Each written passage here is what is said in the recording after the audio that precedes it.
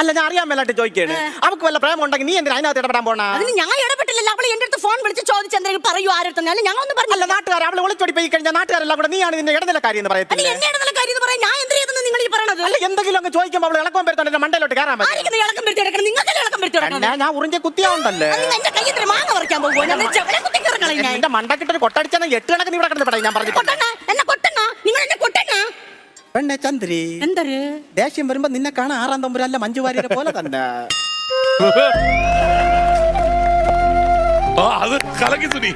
സുനി എന്ത് പെട്ടെന്നാണ് ചന്ദ്രയെ കൂളാക്കിയത്. എന്താണ് ഈ ഐഡിയ? അണ്ണാ അത് സംഭവം വേറൊന്നുമല്ല. ഈ രോഗം വന്നു കഴിഞ്ഞാലേ രോഗത്തിനല്ല ചികിത്സിക്കേണ്ടത്, രോഗിയാണ് ചികിത്സിക്കേണ്ടത്. ചുരുക്കം പറഞ്ഞ മാടമ്പള്ളിയിലെ ചിത്തരോഗി ഞാനല്ല, ചന്ദ്രിയാണ്. അല്ല എന്തൊരു അല്ല ശോഭന.